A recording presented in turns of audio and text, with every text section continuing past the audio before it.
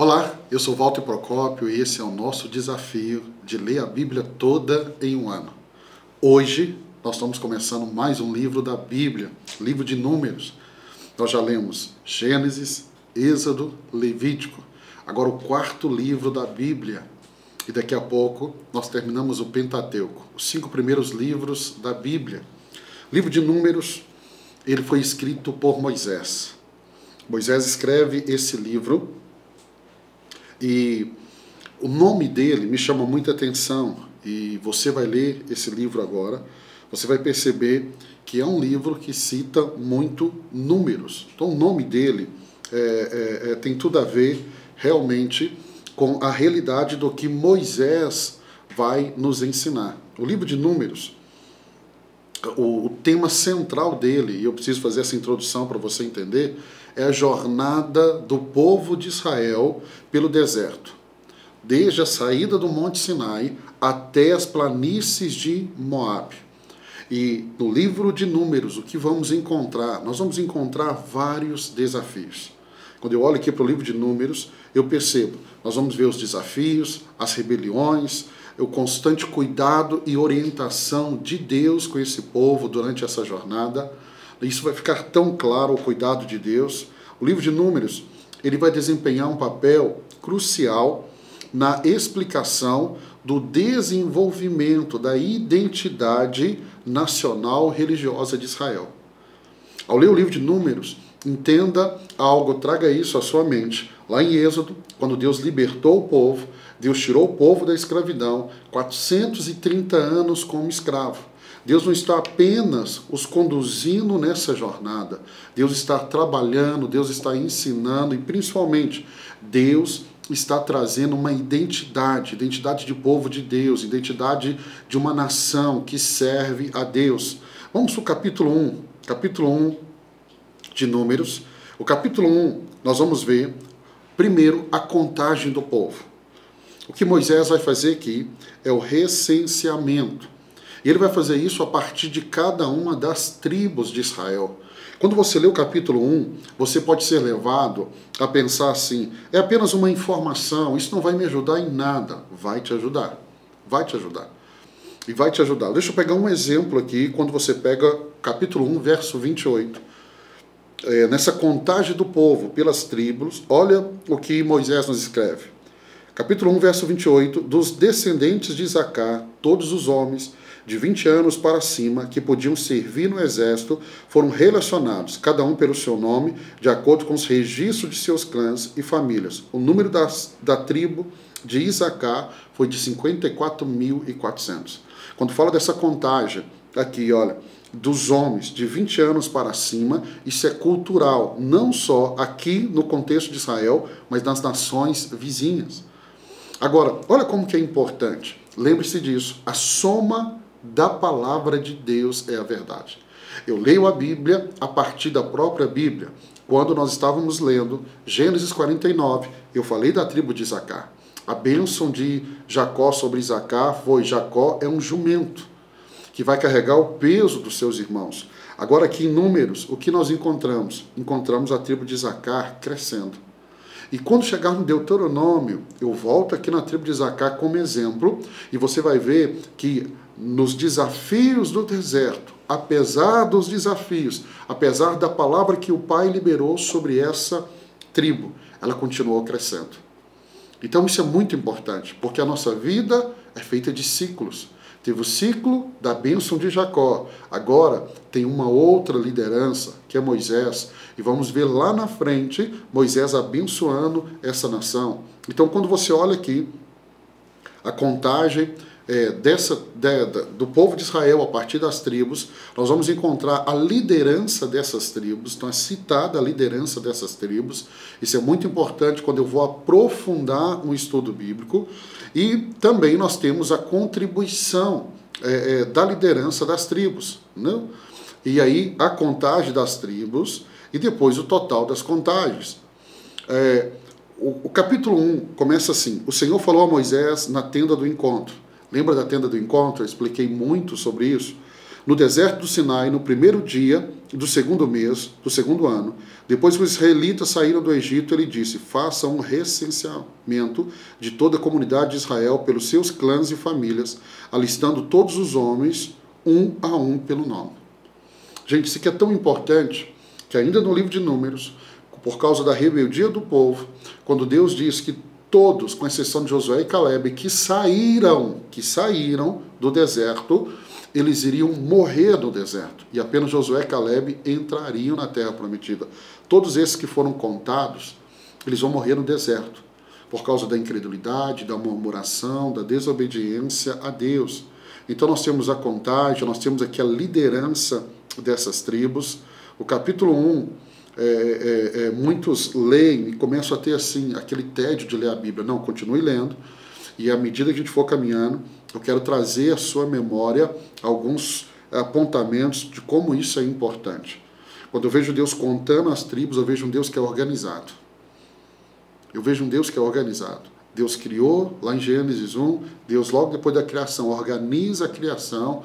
A gente viu isso no tabernáculo. Deus não mandou apenas fazer um tabernáculo de forma aleatória, havia uma organização do espaço, de como fazer. O nosso Deus é um Deus de organização. Se a sua vida está desorganizada, comece a organizar ela, porque o Deus que você serve é um Deus organizado. Capítulo 2, nós temos a organização das tribos no acampamento. Isso é muito interessante, porque nós temos instruções do próprio Deus para a disposição das tribos. Capítulo 2, o Senhor disse a Moisés e Arão: os israelitas acamparão ao redor da tenda do encontro. Olha que interessante. A disposição que as tribos iriam se organizar era em torno da tenda do encontro. A tenda do encontro é onde estava a arca, é onde Deus descia, onde Deus falava, onde Deus se manifestava. E você precisa entender isso. Pastor, por que isso é importante? Porque a organização da tribo estava em volta ao redor de onde Deus estava manifestando, de onde a presença de Deus estava. Posso aproveitar para te ensinar algo que é muito poderoso quando eu leio Números? Organize a sua vida. Organize a sua vida a partir em volta da presença de Deus. Tem pessoas que organizam a vida dele, mas a presença de Deus não está. Ele está, na verdade, edificando a casa sobre a areia. Quando vier uma tempestade, essa casa vai cair. Mas quando eu organizo a minha vida, a minha casa, na presença de Deus, meu irmão, que diferença. Que diferença. O capítulo 2, nós temos a disposição das tribos ao redor do tabernáculo. Essa disposição é com a tribo de Judá, e aí o verso 3 e 4 fala de como vai ficar a tribo de Judá, depois de Isacar, de Zebulon, né? Aí ele fala das tribos que estavam ao redor do tabernáculo, Judá, Isacar e Zebulon. Das tribos que estavam a leste do tabernáculo, Ruben, Simeão e Gade. As tribos que estavam ao sul, olha o verso de número 17. Em seguida os levitas marcharão, levando a tenda do encontro, no meio dos outros acampamentos, a mesma ordem que acamparem, cada um em seu próprio lugar junto à bandeira. A oeste estarão o exército do acampamento de Efraim, com a sua bandeira. O líder de Efraim será Elisama, filho de Amiúde. Seu exército é de 40.500 homens. A tribo de Manassés. Então há toda essa organização. Então nós temos aquela que estaria ao redor, quem estaria a leste, quem estaria a oeste, quem estaria a norte e quem estaria a sul. Pastor, isso é só informação? Não. A Bíblia não traz apenas informação. A Bíblia é a palavra de Deus revelada.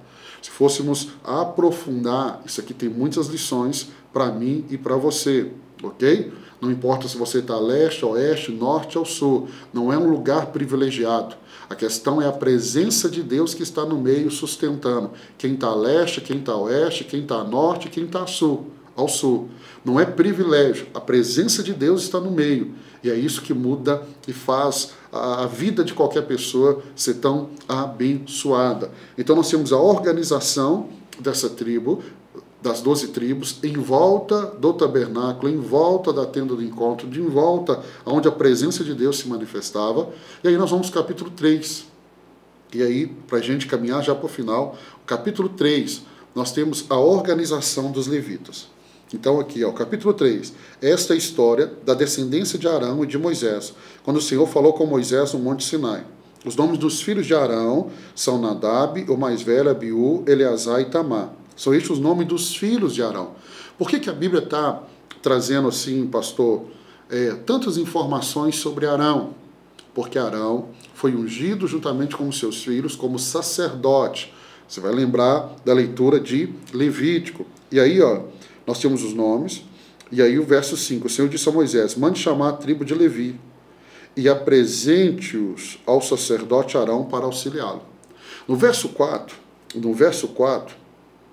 que ele diz assim, Nadab e Abiú, entretanto, caíram mortos. Lembra que os dois filhos de Arão vão cair quando trouxe uma oferta, um fogo estranho, um fogo profano. Então agora o serviço fica na mão de Arão e dos seus outros dois filhos, Eleazar e Itamar. E é um peso para uma nação tão grande. Então Deus manda agora a tribo de Levi, os levitas. Hoje nós associamos muito quem está no altar cantando como levita.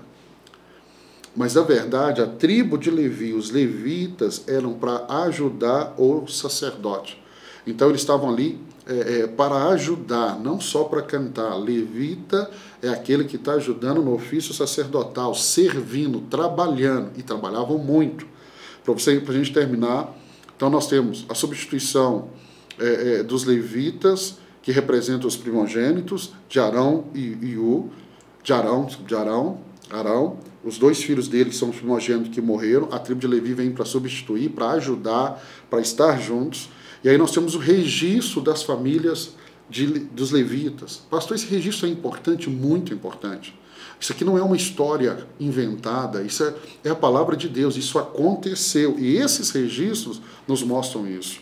E aí nós temos a família dos levitas, no capítulo 3, verso 40, para a gente terminar, diz assim, o Senhor disse a Moisés, conte todos os primeiros filhos de Israel, do sexo masculino, de 1 mês de idade para cima, e faça uma relação dos seus nomes. Dedique a mim os levitas em lugar de todos os primogênitos dos israelitas, e os rebanhos dos levitas em lugar de todas as primeiras crias do rebanho dos israelitas, eu sou o Senhor. Então, novamente, essa questão da primogenitura, que começou a se falar com tanta autoridade no livro de Êxodo, Levítico, nós passamos por isso. O primogênito aqui é muito importante. Lembrando, para a gente terminar, só para você ver como que a Bíblia toda se explica. Jesus, ele é o primogênito. Ele é o primeiro. E por causa do que está sobre Jesus, a bênção que está sobre Jesus, ela chega na minha vida e na sua vida, que também somos filhos de Deus. Jesus até a cruz é chamado de unigênito. Depois da cruz, ele é chamado de primogênito. Ou seja, o meu irmão e o seu irmão mais velho. Desfrute da leitura dos 3 primeiros capítulos de Números. Vamos avançando. Amanhã, se Deus permitir, eu estarei aqui para explicar e te ajudar a entender mais 3 capítulos das Sagradas Escrituras. Deus abençoe a sua vida.